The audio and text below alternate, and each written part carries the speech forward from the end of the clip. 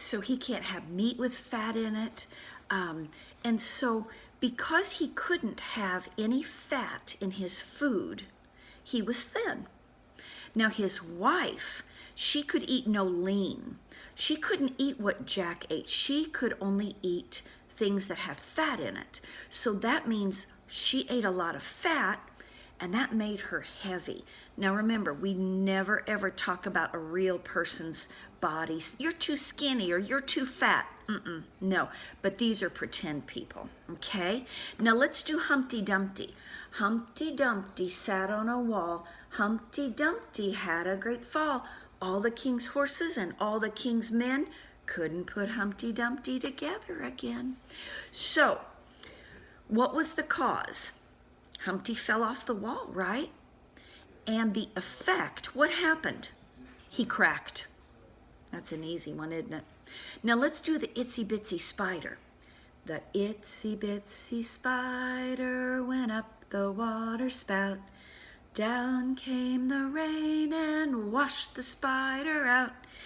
Out came the sun and dried up all the rain, and the itsy bitsy spider went up the spout again. Okay, what was the cause? The spider went up the water spout, right? And what was the effect? It rained and the water washed him back down to the ground. So cause and effect, what happened? Both times, what happened? Okay, those are just some cause and effect with nursery rhymes. Okay, good job. Let me see. Curious George plants a seed. All right, I love Curious George. Jumpy Squirrel was very busy. George was curious. What was Jumpy doing? Can you see what he did? He dug a hole and he put something in the hole. And of course, George was curious. Bill, the boy next door, told George, Jumpy buries acorns and nuts. He stores them in the ground. It's like his pantry. He can dig them up later when he's hungry. How about that? That gave George a great idea. George buried the orange juice. He buried the butter. He buried the bread. He was glad to find a good place to store food. When the man with the yellow hat came home, the kitchen was empty. Where was all the food? George proudly showed his friend, see those holes that he dug outside in the yard? George, orange juice and bread are not for burying, the man with the yellow hat said. They cannot be stored in the ground. Where do those things need to be stored, boys and girls? They have to be kept cold, so in the refrigerator. His friend showed George a peanut with a sprout. Let me get really close. See the peanut? And it has a sprout coming up out of it.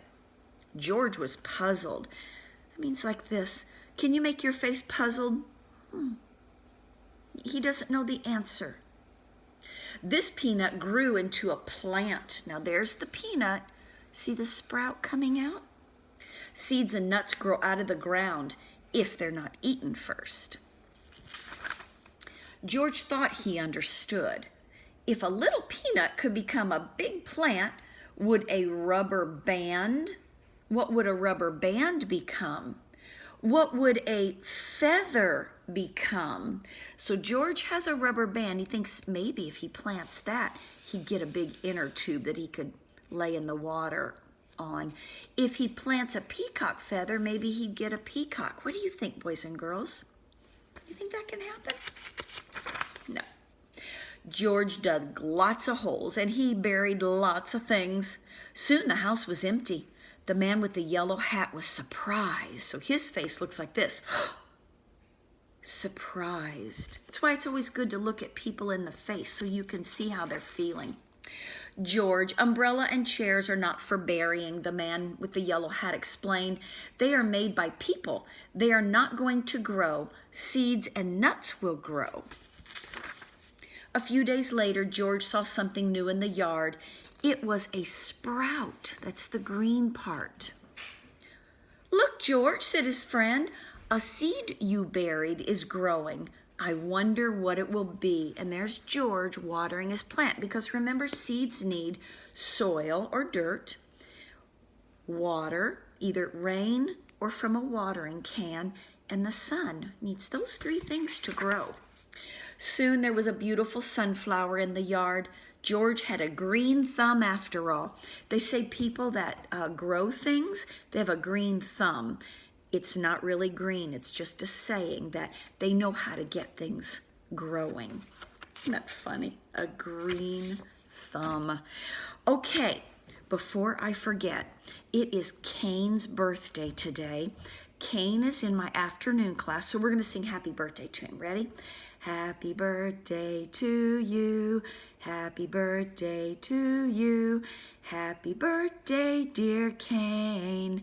Happy birthday to you. Good. I hope you have a great birthday, Kane. I sure do. All right, let me see if there's anything else. Oh, I want to tell you, next week we're on the letter Y. And each day we will do a yoga pose. We'll do one yoga pose.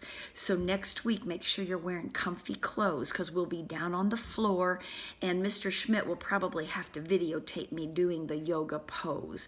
But yoga starts with a Y. Let's do our X-ray for X. Hold your camera, go X, X, X.